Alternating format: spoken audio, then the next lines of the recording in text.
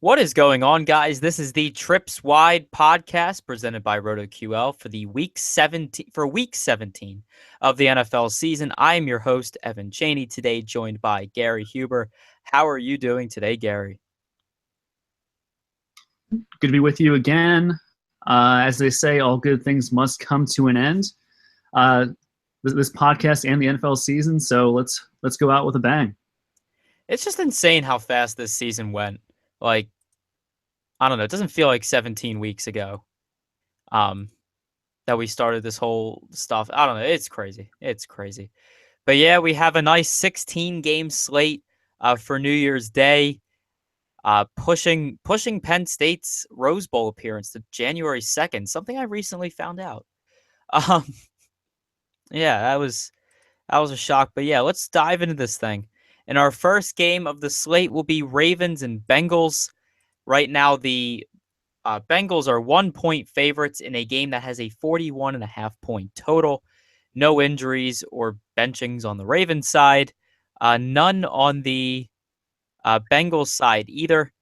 AJ Green, they're just sitting him out for the rest of the year, or for that last game. So let's just jump into this Ravens team here. I don't know how much appeal it really has. There is certainly a narrative street here, with it being most likely being Steve Smith's last game of his career. So that's probably the narrative street where a ton of people are going to jump on this week. Yeah, I'll be one of them as well. That's really the only. I mean, for this entire podcast, the theme is going to be I'm just going to go where I'm really confident, and I feel Steve Smith will be fed this game. So he's a decent play at this price point. On DK, he's only 4,900. And ridiculous for as many targets as we're projecting. So I'll be looking to Steve Smith for the Ravens and really no one else.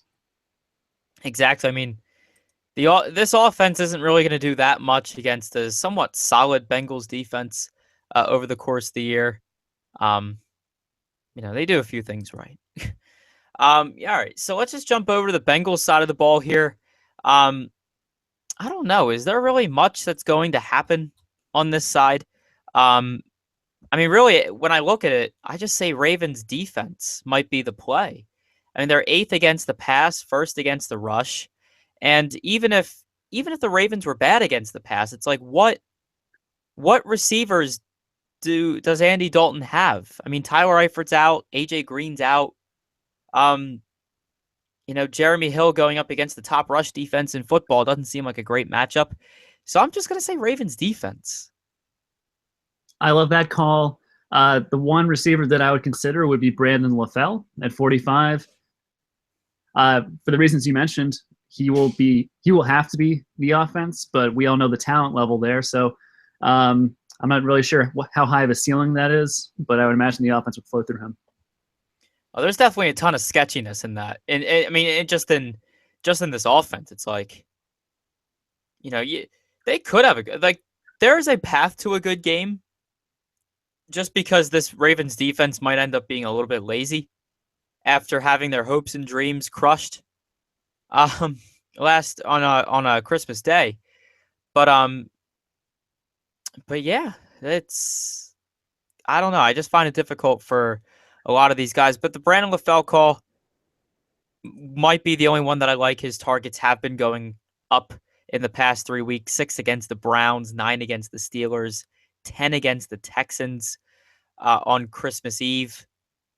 So yeah, LaFell, probably the one guy I'd play from this Bengals offense. Moving on to our next game here, we have the Houston Texans going up against the Tennessee Titans. The Titans are 3-point favorites in a game that has a 40.5-point total.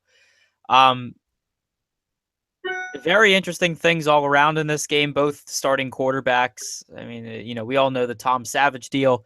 Matt Castle starting for the Titans with Marcus Mariota being out with that fibula. But yeah, let's just jump into this Texans offense here. And they don't really have anything to play for. They've clinched the AFC South, winning on Christmas Eve. Yeah, and they can't improve their seed. they can't do much. But Tom Savage needs reps, and he needs to be able to feed the ball to DeAndre Hopkins because that might be the only way they win a playoff game next week. What do you think here? Yeah, it's like you said, it's tough to gauge what they're going to play for. So it's not a team that I will be heavily invested in. Titans, as we saw last week, are really susceptible in the secondary.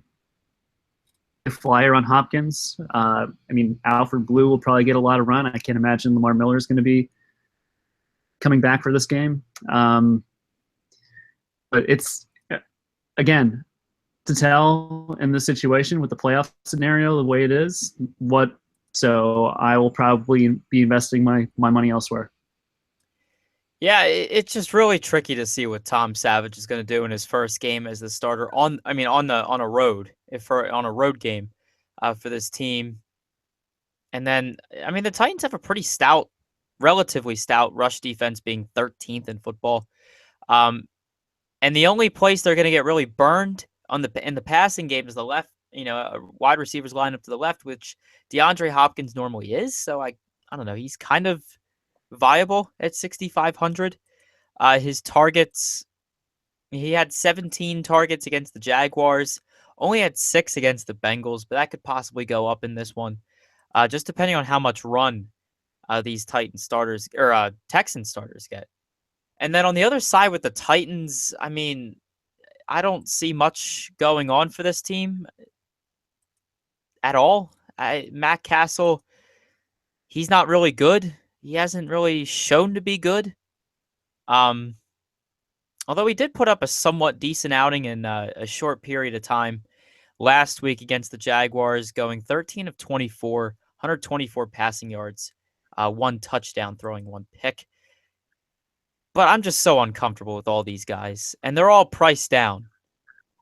Everyone's priced down. Even DeMarco Murray's priced down. He went from $7K last week to 6,300 this week.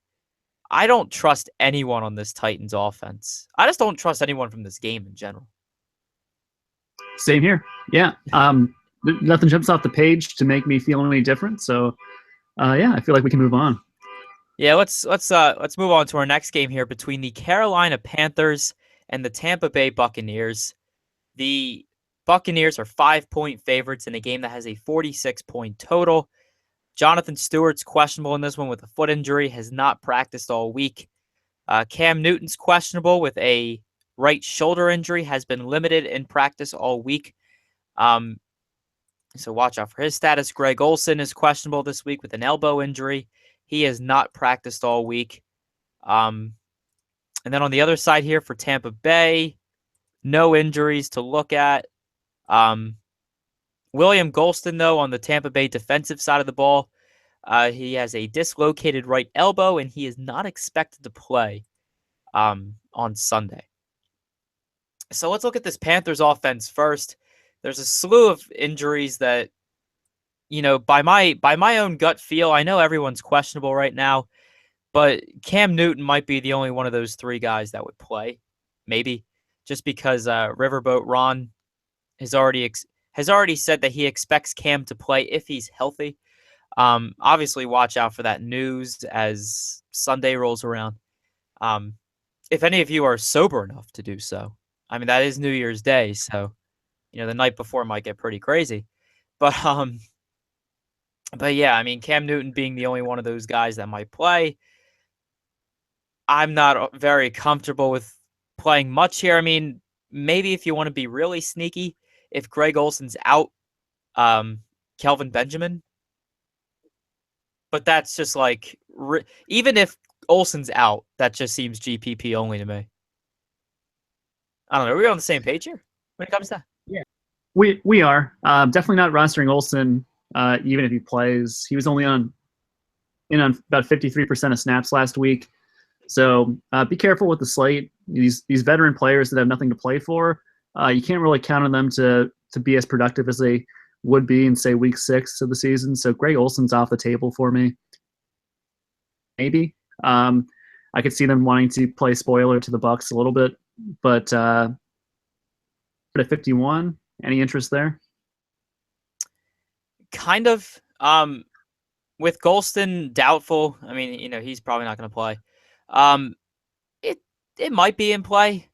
You just reminded me, Tampa Bay actually does have something to play for. There's like an insane situation Yep. where the Bucks can actually still make the playoffs. So yeah, uh, my gut says yes, there is some viability to that, but there's no like hard number that I can point to that says that's the play. Just because like Tampa is what? They're 24th against the rush. That's pretty good.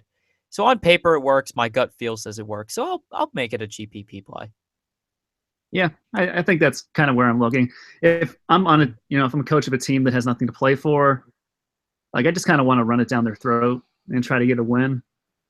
Plays, but that's pretty much it for this offense. On the other side of things, Tampa Bay, I would much rather invest in them because I know they need to win. They need the Redskins to lose, and I think they need the Packers and Lions to tie, which is almost improbable, but it could happen. And like they want to win this game, do Evans stacks, Winston to Brate stacks. I could see them just throwing the ball all across the yard. And the one person that on this week is Jaquiz Rogers at 4,900, with Doug Martin being demoted last week and Charles Sims now on the IR. We've seen Rogers this year where they just kind of feed him the ball the entire game. I can see that happening again here. The Panthers are to stop him. Yeah, you were talking about the insane scenario that Tampa Bay needs to make the playoffs. I saw some on Twitter. It was like really funny. It was like it was like the parlay ticket, like a Vegas parlay ticket that one would bet on to like, for Tampa Bay scenario, and it was like it was $100 bet. You win like $19,000. I was like, damn, if you're a Tampa Bay fan, like you need to invest in this. Like that might be a beautiful day for you if that cashes. But anyway, like, yeah, if you bet on that as a Tampa Bay fan, that would be the greatest day of Buccaneer fandom you've ever had. It certainly would be. I don't know. I mean, I don't see what beats it. But yeah, going back to like just this game in general. Carolina, the Panthers are 29th against wide receivers lined up to the left side of the field. Well below average when it comes to deep passes thrown to the left side of the field, according to Football Outsiders. So Mike Evans is just a fantastic play this week at 8K on DraftKings. What is it? 8,400 on FanDuel. The play just works out beautifully. With James Winston at all, that's just not something that I want to go toward. But Mike Evans at 8,000 is just play this week. He's probably going to be chalky. He'll probably be chalky, but I think that's chalk you have to eat. Like expensive chalk you have to eat in order to, win something this week. And as far as the Jaquiz Rogers play is concerned, kind of have to disagree with it, only because Panthers are 10th in the league against the rush. That is the on-paper metric, but at the same time, they don't have anything to play for, and I don't know where the effort's going to be at with this team. So, certainly a GPP play, but yeah. I'm not as confident in it as you are. Well, we've seen the Panthers without Kuechly give up like to Thomas Rowe, Seattle. Now they're going to Tampa Bay in another meaningless game. Like it's conceivable that they just roll over and Rodgers goes ham. Well, we'll see. One thing for sure, it's going to be beautiful there for New Year's. It's going to be 79. And I think I saw the weather forecast in Philadelphia. It's going to be wind chill is going to be close to 0. So you know what? If anything else, they have great weather to cheer about on New Year's. You did it. Let's jump to our next game here, between the Cleveland Browns and the Pittsburgh Steelers. The Steelers are 6-point favorites in a game that has a 43-point total. Not Robert Griffin III, RG3. He's questionable this week with a concussion. Although Hugh Jackson said that he should play and start, barring anything crazy. And on the other side here, the Steelers just have a bunch of guys sitting, and we'll talk about that in a second here. But let's just talk about the Browns first. Do they win this week? I mean, do they win again this week? Like, do they get a winning streak going into next season? It's conceivable, right? Like the Steelers are going to be basically playing their second stringers. I could see the Browns coming in with a little momentum and some motivation to try to finish the year strong. Isaiah Crowell at 4,400. If they're going to be winning.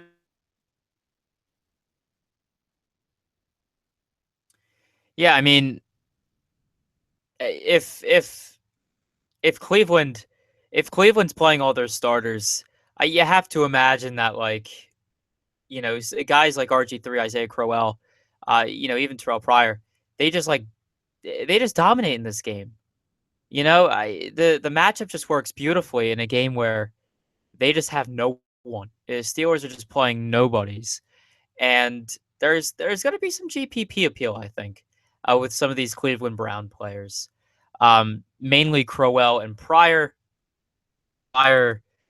Pryor's been a lot off of a lot of people's radars, but I think. Wait, what was that?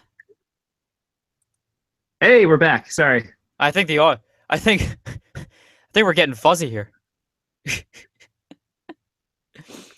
Oh man. But yeah, like I was saying, Crowell, I tweeted at you during the game last week. The one week I wrote off Isaiah Crowell, he scores 2 touchdowns. The Whisperer. I was really. I mean, last week that would have been so great to have him producing at sub 4K. But he's not that expensive this week. So let me ask you: do you think that the Steelers will lose at home to Cleveland, even with second stringers? I mean, here's the thing. Not Cleveland. Yeah, Cleveland is a second string team. Like, their starters are second stringers, essentially. So I mean, they finally have like an even matchup in which to compete with. And I think they get a little hot streak riding into the offseason. And I think Isaiah Crowell has a solid game here at 4,400 on DraftKings. And I think I also like Terrell Pryor at 42 Kings because he's the jack of all trades, and if they're going to steal a game on the road, I feel like he's going to be involved with some rushes, passes, catches, whatever. That is true. I mean, again, this Browns team does have. That's why I said, Crowell and Pryor are probably the two guys I really like from this Cleveland offense this week, and I think you could certainly play them in GPPs. I don't know about cash because they're extremely volatile, but GPPs, there is a good chunk of appeal if the Steelers are just going to bench everyone. There's Fitzgerald Toussaint should be the lead running back at 4,300. He is the knock of all chalk this week. We've seen the running back in the Steelers offense perform, whether it's D'Angelo, whether it's Le'Veon. So to get that volume at 43 is pretty tough to pass up against a really bad Browns team on the road. So you want to look there. Landry Jones will come in at 5K, bare minimum salary as the QB, but I'm not really sure if that's where you want to go. Just Toussaint, and then there's too many question marks in this. I mean, the one issue I have with the Fitzgerald Toussaint play is that, ESPN came out with a report a little bit ago just saying that D'Angelo Williams is going to see a, quote, healthy run. Now, I have no idea what that means, but it seems like he's going to, I think my gut feel out of that just ends up being they're both going to get a somewhat equal amount of snaps and then a somewhat equal amount of carries. And just what I get out of that is simply play the guy who's going to be lower owned. In tournaments, of course. I All I right, don't know. this That's we have going into this week, and it wouldn't be the final week of the season without one. So, that is true. D'Angelo Williams is coming back off a knee injury, and like able to their chances of winning a Super Bowl than Fitzgerald Toussaint, who fumbled in the playoffs last year. Like they can't advance their playoff hopes. They're locked in. They're just going to run the ball with Toussaint and try to get some first downs with Landry Jones. I don't think D'Angelo will be heavily involved. I don't know. That report that says healthy run has to mean something. Uh, I don't know. It's gonna scare the crap out of a ton of DFS players, which will probably lower ownership on both these guys. I don't know, probably a slight increase in D'Angelo's ownership, but at the same time, if you believe that Fitzgerald Toussaint's going to be a great play and he's going to be lower owned, then by all means use him.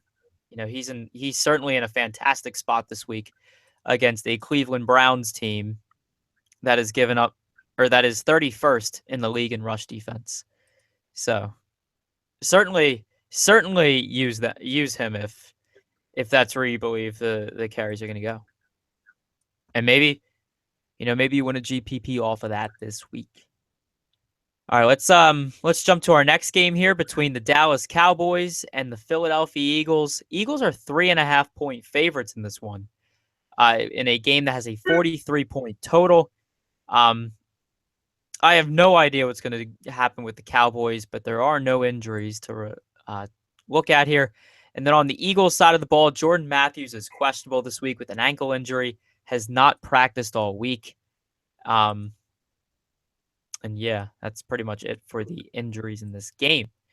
Let's talk about the Cowboys for a second. Now, I feel like they should be resting their starters. I know this is a division game, and I know I have a heavy bias toward wanting to see the Eagles just trounce the Cowboys in this game. But just based on what they were doing last week, I don't think they sit their starters a whole lot in this one. I mean, I don't know. Like, what's your opinion on that? They probably won't to start, but despite what they're saying, I can't envision running 4 quarters in this game. It doesn't. They need them healthy for the playoffs. They have a bye, so like in my mind, they could play a max of 3 quarters. I don't want to roster those players if I'm not going to see a full game. I'd much rather bet on the Eagles dominating at home, which they've shown. Eagles defense, maybe pair that with Ryan Matthews at 3,900. Do some Wentz to Matthews stacks, Wentz to Ertz stacks. The Cowboys have given up 2 points to wide receivers in PPR leagues, 8th most to tight ends. I'm not going to really the Cowboys just because I don't know what's coach speak. I don't know what's Jerry Jones speak. But I do know that they have a lot of games, so I'm out. I'm out. Yeah, just don't roster any Cowboys this week. There really isn't a whole ton of upside that you're going to get from their starters. And then on the Eagles side of the ball, Ryan Matthews is out for this one. He's got a herniated disc or something like that going on in his back. So Darren Sproles and Byron Marshall are going to be the guys that are going to get the heavy workload in the backfield. And because Darren Sproles has had some injuries going on this season, Eagles want to keep him healthy for next year. I think Byron Marshall gets a huge workload in this one.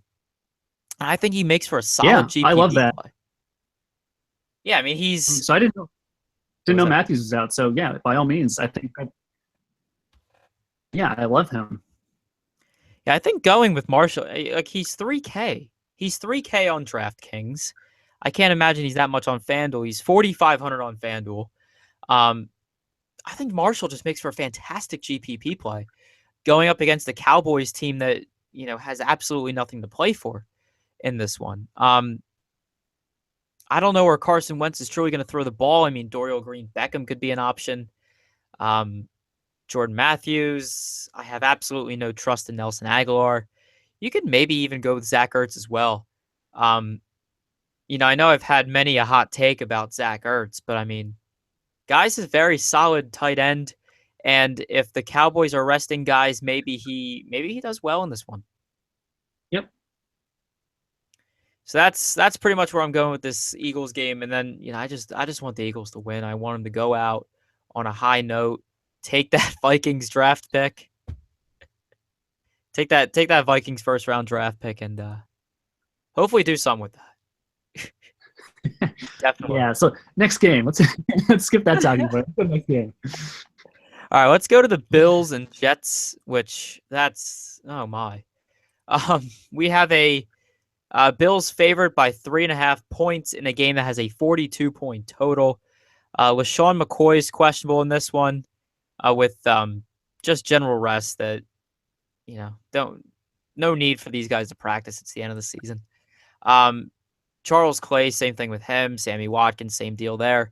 EJ Manuel is now the starting quarterback in Buffalo for this one, so keep that of note. Brandon Marshall is questionable this week with a hip injury, has not practiced all week. And Bilal Powell is questionable with a knee injury. Both him and Matt Forte have not practiced all week. So again, watch out for that. And it could make for a very interesting situation for a man named Brandon Wilds, who I have no idea who he is, but he seems like an interesting play in my gut. We'll get to that in a second. But yeah, let's just look at this Bills offense. And I mean, obviously they fired, we all know that Rex Ryan was fired. Rob Ryan was fired with them. And EJ Manuel is now the starting quarterback in this game, though I do feel like they should be starting Cardale Jones in this game and not EJ Manuel. I don't know. I just think Cardale finally deserves a chance. I think he deserves a chance in this offense. If I'm trying to read into what they're doing, I think this is Emmanuel's last audition with the Bills, and if he shows nothing in this game, he gets cut. And then they keep Cardale next year as the primary backup. I don't feel like they're outright tanking. They're sitting Tyrod Taylor because they don't want to pay him however much money he'd get paid if he got injured next year. It's something ridiculous like $18 million or something definitely not worth the risk in this final meaningless game. So McCoy at 8,900 going against this Jets team that for all intents and purposes has quit in the second half of the year. And I'm not really sure where else I would go. Charles Clay seems pretty underpriced, 3,500, but I'm not going to trust EJ Manuel to get him the ball. Going to Sammy Watkins again at 5,800 because everything I've seen from EJ Manuel is short and underneath, not explosive at all. So it's LaShawn McCoy and Charles Clay and the Bills defense for me. Yeah, I mean, I think there is some cash game viability to EJ Manuel. I mean, it sounds really stupid when you actually say it, but he does have legs. EJ Manuel does have legs. Again, that also sounds pretty silly, but but he does have the ability to run the ball. It could create a somewhat decent floor for himself. I mean, he's min priced on DraftKings at 5K, and he's what? He's 5K on FanDuel as well. So yeah, he's min priced on both sites. If you want to use him as a cash game quarterback against the Jets team that's pretty bad against the pass, they're 31st in the league against the pass. I don't mind it. I don't mind EJ Manuel in cash. I just don't think he has the upside to give you a tournament winning score. But in a cash game, I'm not against it. I'm not entirely against it. I kind of am, just because so much value has opened up with people sitting week 17. Like, you're going to have money to spend. Why wouldn't you pay for Aaron Rodgers in a must-win game or Matt Ryan matchup? Like those, I feel like you want talent at the back position for this week. I'm not saying it's like a must. It's like a must thing you have to do. I'm just saying, like, if you really feel the need to, like if you want to spend up on other positions for whatever reason, and you need to save somewhere, at quarterback, EJ Manuel, you would be your guy. But I mean, overall, it's again, it's not the best play in the world, but it's something you could do in a cash game lineup. Is all that I'm saying. Just because the floor, I think, will be there going up against such a bad New York Jets pass defense. And I think Sammy Watkins going up against Darrelle Revis, certainly a matchup that people are going to ignore, and one that I want to go on. Mm-hmm. So that's pretty much my logic for that. But again, it's a somewhat risky cash game play, which might not be in anyone's best interest. And then on the Jets side of the ball, if Bilal Powell plays, I like him. But Brandon Wilds, if Bilal Powell's out or limited in any way, makes for an interesting play.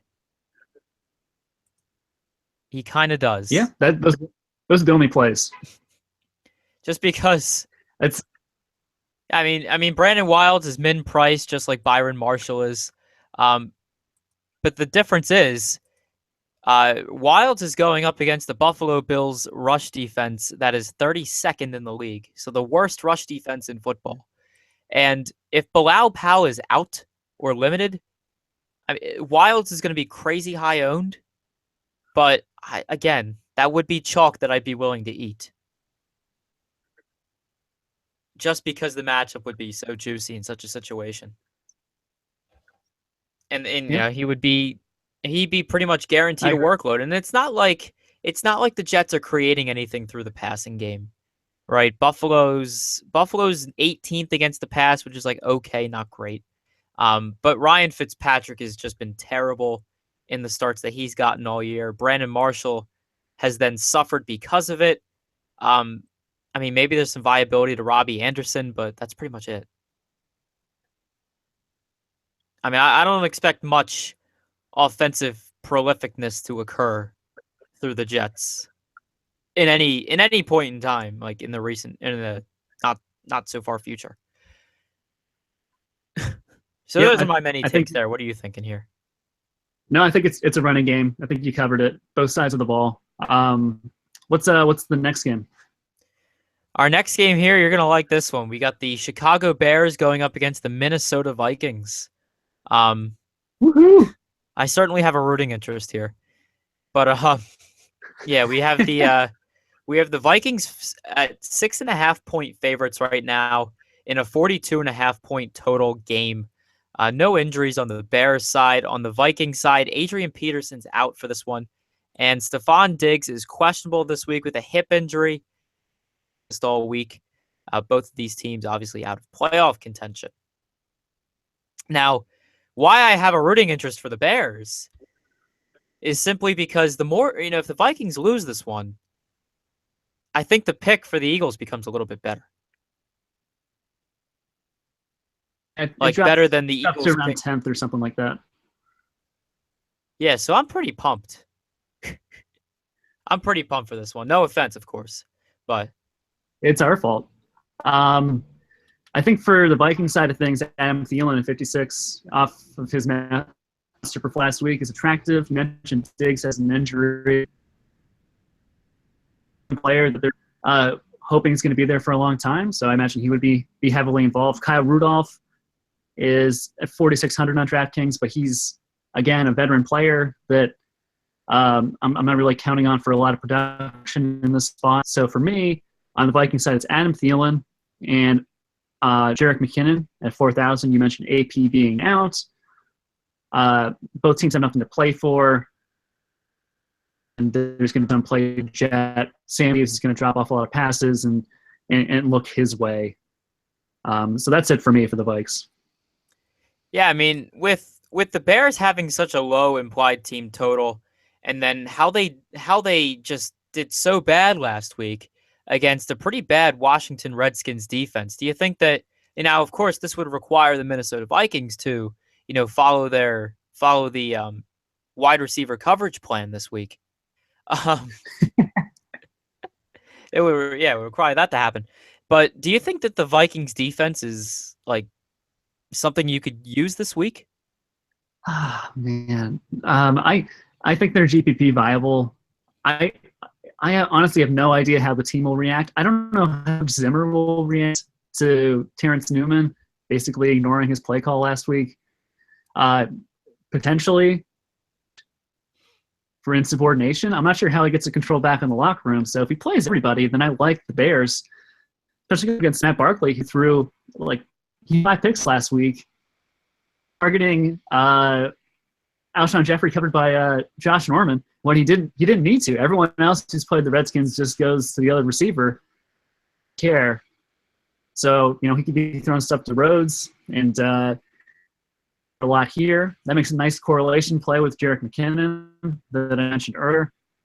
But I don't know how the Vikings will respond. Yeah, that'll be a really interesting scenario to look at. And then let's just look at this Bears offense for a second. Anyone worth playing here? Because I mean, I'm looking at it. I just don't see it. I mean, Cameron Meredith is slots matched up against Munnerlyn, and I can't imagine if the Vikings DBs are told that Xavier Rhodes is going to cover Alshon Jeffrey. So we have a funnel situation going to Meredith at the weak part of the defense. So he is the only play for me. Yeah, I mean, I pretty much I agree with full of that. Just double checking there. Yeah, so let's just move on to our next game now between the Jacksonville Jaguars and the Indianapolis Colts. Right now, the Colts are 4.5-point favorites in a game that features a 47-point total. No injuries on the Jaguars side of the ball.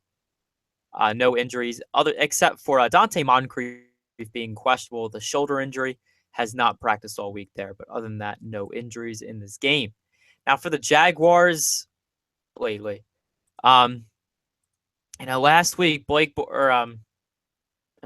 just last game. I don't know about lately, but yeah, last game against the Titans, Blake Bortles had 29.7 DraftKings points, throwing for 325 yards and a touchdown. Do you like this? Somewhat improved Jaguars offense this week? Not really. So it's kind of a whole bunch of factors last week coming together. You had the best cornerback for the Titans out with injury. You had the head coach being fired. All those things kind of came together and gave them a huge boost for 1 week. Now that they're on the road in Indianapolis, I kind of see that all going away. The only play for me on the Jags sideline is Allen Robinson because I think they'll be trailing, and the targets have been there, and the Colts are not a second afraid of. But I will not be going back to Blake Bortles, who crushed value expected points last week to his number 1 target maker. Mm-hmm. I don't know if. I think it might be an interesting GPP strategy just to go, Bortles, Robinson, and Marquise Lee. I don't know. It's again, there's a lot of gut feels that I'm like spitting out, but that's what a lot of this week. That's what a lot of this week is. This week is a lot of gut feelings, and a lot less of the on paper stats. But I don't know. I think. What about Chris Ivory? Chris Ivory at 4,100. I mean, he's decent, but I just don't like the lack of opportunities that he gets. He did get 6 targets last week, which is tied for his season high in targets, catching 4 of them for 69 yards. So he definitely was a lot more involved in the receiving game last week than for the majority of the season. And he in turn he then scored the most DraftKings points that he had all year at 20.4. So I think if they continue with that kind of a game plan,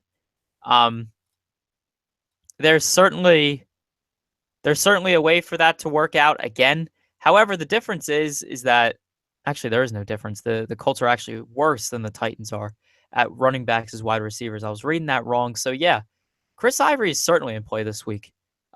Just as long as he gets the same target. Same targets that he was getting last week. Yep, I agree. And then on the Colts side of the ball, um, the Jaguars have not really put up that much of a good fight on defense all year, although they are 16th against the pass overall, which is pretty solid, 11th against the rush. But wide receivers lined up to the left and right side of the field, the Jaguars are 22nd in both of those categories, and they allow the deep ball at a pretty frequent rate, especially especially on guys lined up to the right side of the field. That doesn't mean Philip Dorsett's really that much in play, but it's just a thought. If Dante Moncrief is out, I love T.Y. Hilton. I like him now. I like T.Y. Hilton now. I do like Dante Moncrief if he's healthy. I don't know. That's pretty much where I'm going here. I really don't like Frank Gore this week.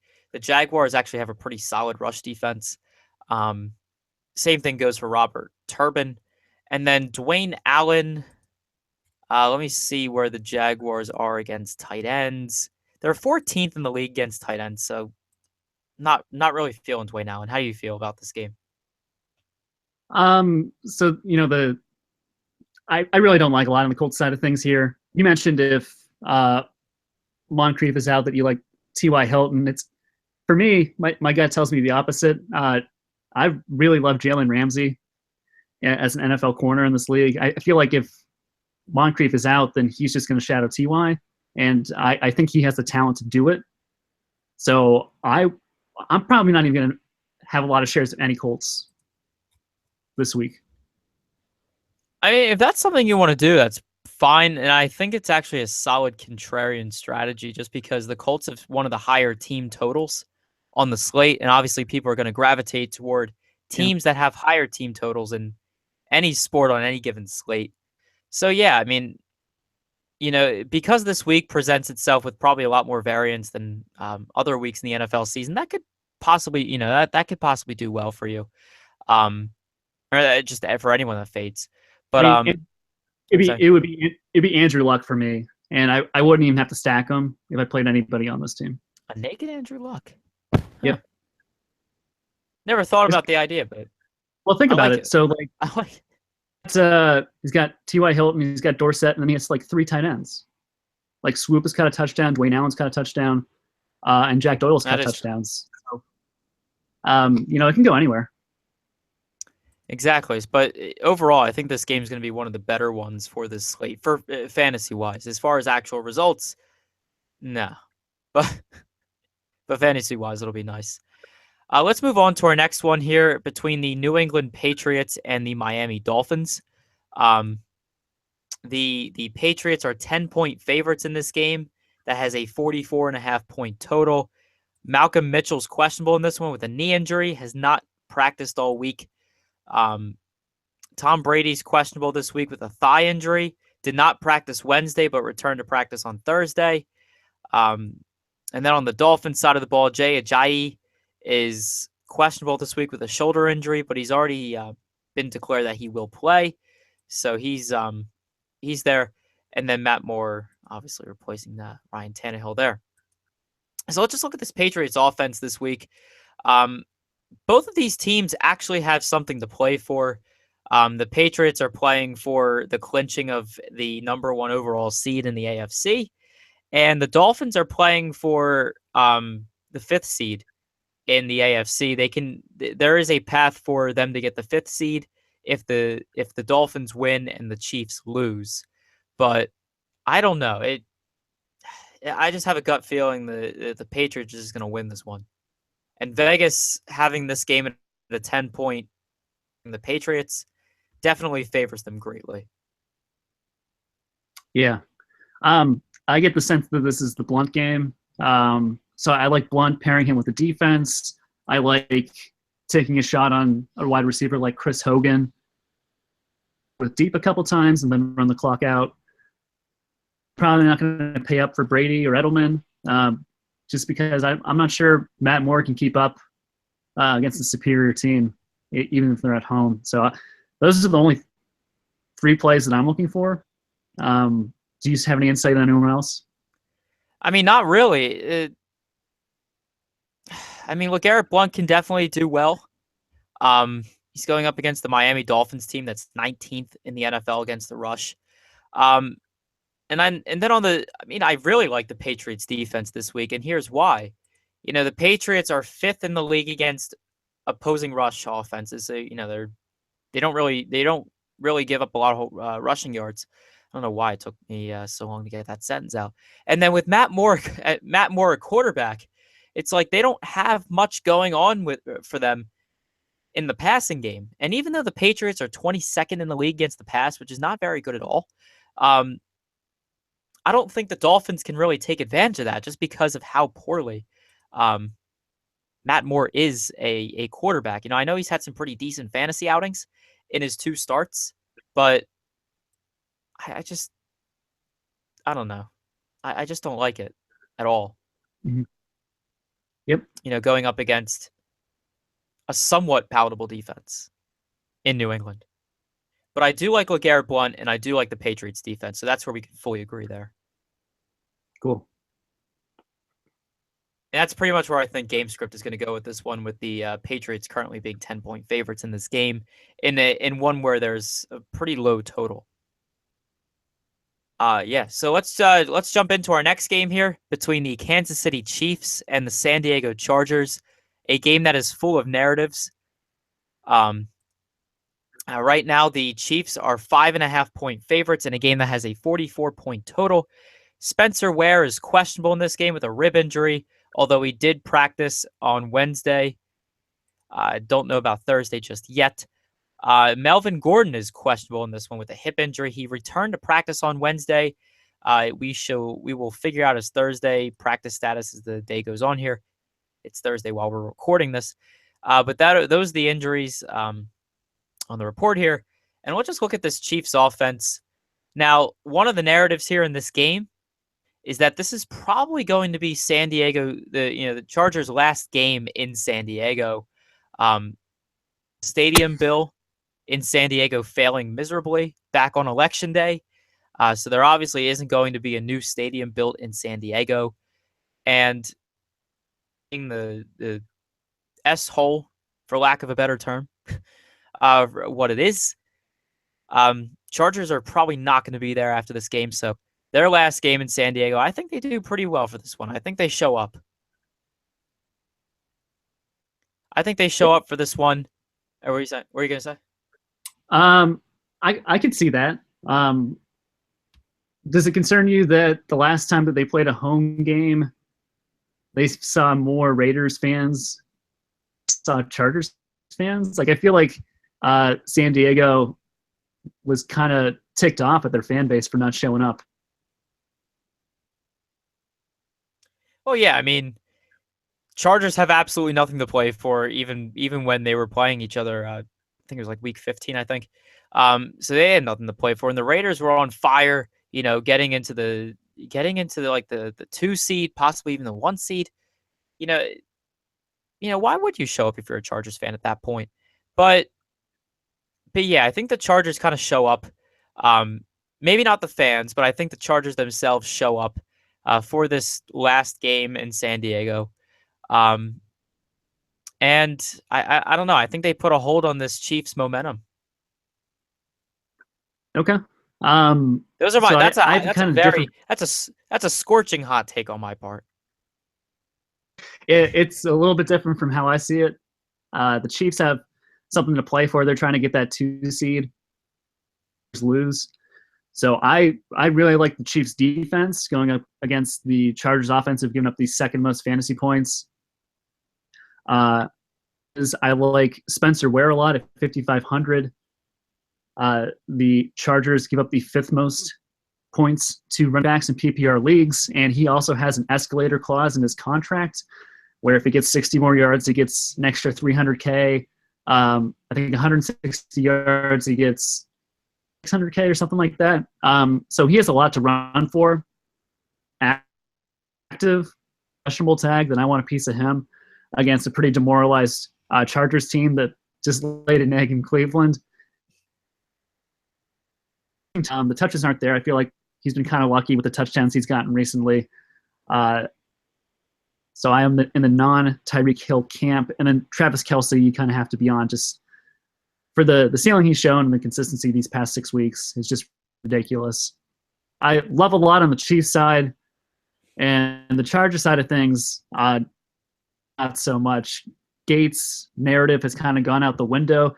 He's now tweeting that he wants to come back next year, so I don't see them forcing him 2 touchdowns. Or maybe they do. Maybe they just want him to get out, so they give him the record and tell him they're not going to pay him next year. Who knows? I really feel a lot more confident just betting on the Chiefs. Well, here's the thing though with Antonio Gates. I mean, with that narrative, Tony. I mean, obviously we all know like Tony Gonzalez. He spent a good chunk of his career in Kansas City, and why not break the record in front of your hometown fans for the last game ever in San Diego against the team that has that holds the player with the most ever touchdown passes caught by tight end. The narrative is perfect. Wow. Like there is a rainbow, just beautiful narrative in this game with Antonio Gates, trying to break this touchdown record. I really think he does it in this game. I mean, there's definitely going to be a ridiculous amount of chalk when it comes to Antonio Gates, but I feel like if I fade him, he does it. Like he breaks the record. If I use him on my roster, not only does he not get the record, but he hardly gets targets. Like he doesn't even get the chance to break the record. So I don't know. I really want to help the guy out. So I suggest you guys roster it's him, kind of funny. I'll be on my own route just to help him out. I didn't realize there were so many lights on Narrative Street this week. That's pretty funny. I forgot about Gonzalez being the chief. So yeah, I guess I kind of like that play now. I'm glad. See, this is what happens when you follow all the sports narrative Twitter pages that constantly tell you what the narrative's going to be in every single sport. It's crazy, but it works. Narrative Street's a thing. I don't know. If people don't believe in Narrative Street, then you're just losing money. All right, let's jump to our next game here between the Arizona Cardinals and the LA Rams. The Cardinals are 6-point favorites in this one with a 40.5-point total. No injuries on the Cardinals side of the ball, no injuries on the Rams side of the ball. This game has a dangerously low total of just 40.5. And I mean, outside of David Johnson, whose price has gone down a little bit, I mean, it's still 9,800, which is actually, no, it didn't go down. It went up. I don't even know what I'm talking about anymore. I mean, he had 34.6 points against the Seahawks, 3 touchdowns, giving him, a good chunk of those points. But his price went up 600 from 9,200 to 9,800. So I do like him because he's pretty much matchup proof. But other than that, I don't know what else I can do with this Cardinals team. I don't know. Is it possible to look at anything other than David Johnson on this Cardinals offense? No, I think you want David Johnson and nothing on the 49ers. So I think we just solved that game. Yeah, it's Cardinals defense and David Johnson. That's it. I refuse to speak of anything on the Rams side of the ball. It's just awful. They're in such a terrible situation. It's not even funny. It's comical at this point. So let's just jump over to the Oakland Raiders going up against the Denver Broncos. Right now, the Broncos are 1-point favorites in a game that has a 40.5-point total over there. No injuries on the Raiders side of the ball. One very crucial injury on the Broncos side with DeMarcus Ware being out for this one. So yeah, he's out for that game with the back injury. So yeah, let's look at this Oakland Raiders offense here, which now has to deal with Matt McGloin as their starting quarterback from here on out, throughout the playoffs. And I think it might be crucial for the Raiders to win this game, just because, obviously the first round bye. But if the Raiders want to win a Super Bowl, I think you really have to give Matt McGloin more time and more reps with the starters. And I think that the only way that can really happen is, of course, this game is quite a test for him. But, just getting some more practice reps during a bye week. between the wild card weekend and the divisional round, the Raiders just need to win this game so that Matt McGloin can get more accustomed to playing with the starters and being able to game plan. Because if the Raiders play in a wild card game next week, they're screwed. They're just absolutely screwed. Because I don't think Matt McGloin does it for them. I agree. They're going to try to win. The only way that they can possibly win is the same script they did in Oakland, is just run the ball down their throat. So for the Raiders, it's only Latavius Murray for me.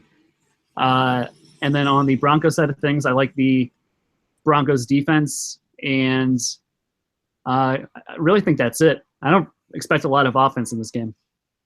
Yeah, I mean, Vegas is saying the same exact thing, giving it a 40.5 point total, which is very low. Oakland, I'm trying to look at their defensive stats. I mean, they're 30th against wide receivers lined up on the right side of the field, or in the slot, not the right. But that would assume that Jordan Norwood is actually relevant. So yeah, this game offensively is just going to be a crap fest. It really is. I think the Raiders kind of just eke it out, just because they have that thing to play for the first round bye, and that's it. So yeah, let's go to our next game here between the New York Giants and the Washington Redskins. The Redskins are 7.5 point favorites in a game that has a 45 point total. No injuries on the Giants side of the ball. Jordan Reed for the Redskins is questionable this week with a shoulder injury, although Jay Gruden has said that he's on the right track to play Week 17, which he should be, because this game is pretty crucial for the Redskins' playoff hopes. So yeah, let's look at the Giants side of the ball first. I mean, they don't really have a whole lot to play for. They can't win the division. They can't improve their seed at all. They can only keep their seed, I guess. So, the fear of moving down to the 6th seed is certainly something to play for, but I don't know, not a whole lot. But, I mean, if you are going to pick someone from this game, I think it's going to be Odell Beckham Jr. I know it's against Josh Norman. Obviously, that's a fantastic narrative there. And I think there's just going to be a level of feistiness in this game that helps both of these guys out to some degree. To where Odell can definitely do something in this game with low ownership. He could. I mean, the Giants having nothing to play for scares me. I really like Kirk Cousins in a matchup where the defense for the Giants has looked great, but they're probably going to start resting. I could see Crowder going off. I could see Fat Kelly having a nice game. I could see Kirk Cousins having a nice game. So I'll invest in some Redskins here. But for me, no Giants. I'm out. Yeah, and at the same time too, I'm hesitant to play Redskins players just because, I mean, if the Giants do rest defensive players, then yeah, I kind of like the guys you mentioned, Rob Kelly, Cousins, Reed, maybe Deshaun Jackson. But if the Giants keep even a few of their defensive starters in the game, I think they just outmatch this Redskins team. But overall, I think the Redskins will win just because they have a lot more to play for than the Giants do. Yeah. So yeah, that's kind of how I feel there. Yeah, so I think we talked about all that stuff there. Let's move on to our next game between the Seattle Seahawks and the San Francisco 49ers. Not a whole lot going on here. Where's the Vegas stuff? There it is. Yeah, the Seahawks are 10-point favorites in a game with a 43.5 point total. Thomas Rawls, questionable with the shoulder. Yeah, no injuries on the 49ers side of the ball. Do you think much happens in this game? I'm pretty much saying Seahawks defense, and I'm running with that. Yeah, I like Seahawks defense and Thomas Rawls if he plays. They want to get that 2nd seed back, which they can if the Falcons stumble. So I think the Seahawks just completely dominate this game. The 49ers have been playing for a nice draft pick the entire season. So yeah, it's Rawls in the defense and no one on the Niners side for me. Exactly. That's a pretty quick game to get through. And then let's jump over to our next game between the New Orleans Saints and the Atlanta Falcons. This game has an insanely high total of 56.5, with the Falcons favored by 7.5 points. No one resting or no one injured on the Saints side of the ball. And then on the Falcons side, Julio Jones is questionable with the turf toe, but he should be in on Sunday. And then Taylor Gabriel's questionable this week with a shoulder injury, returned to practice on Thursday after missing Wednesday's practice. So he should be good to go. So let's just look at this Saints offense for a second. Going to Atlanta for the last game of the season, this one's definitely going to be a shootout. Definitely a ton of DFS ownership is going to go toward this game just because with the massively high total of 56.5 points. I mean, the Saints side's definitely going to be lower owned, but I definitely do like a stack of Drew Brees and at least one of his receivers, if not two. Agree with you. We see high totals throughout the year, but rarely do we see anything above 55. See those games, you really just kind of have to jump on it because historically they've performed. So you can stack pretty much anything you want. Brees to Cooks, Brees to Thomas, Brees to Fleener. Mark Ingram showed life last week, and he kind of took over the role as the lead running back. It's a little bit of risk there that it'll continue, or that they'll have the game script to continue feeding him the ball. But he's definitely in play against the Falcons defense that have given up the seventh most fantasy points to opposing running backs in PPR leagues. So yeah, I love both sides of this game. I don't like either defense. And for the Falcons, you could do Ryan to, I guess, anybody, right? Julio came back, although his snap count isn't that great. Who do you like on the Falcons side? I mean, yeah, Matt Ryan to Julio. Matt Ryan to Taylor Gabriel. I mean, really, I think the best case you can work with here is like Matt Ryan, Julio Jones, Taylor Gabriel stack, and then maybe a Saints wide receiver. Excuse me, maybe a Saints wide receiver mixed in there. I think that makes for a great correlation play. And then maybe even using a running back in there, maybe replacing Taylor Gabriel with Tevin Coleman. They're both the same price. And I think you get much reduced ownership with Tevin Coleman, with a guy that can, I don't know if he correlates that well with the passing offense, but he could definitely take advantage of the great matchup that he has this week. I agree. Yeah. So yeah, that's that game. And then let's move on to our last game of the slate here. The Green Bay Packers going up against the Detroit Lions. Right now, the Packers are 3.5-point favorites in a game that has a 49.5-point total. Randall Cobb's questionable for this one with an ankle injury. Has not practiced all week, but his presence is definitely crucial in this one. And Matthew Stafford is he's off the injury report. Never mind then.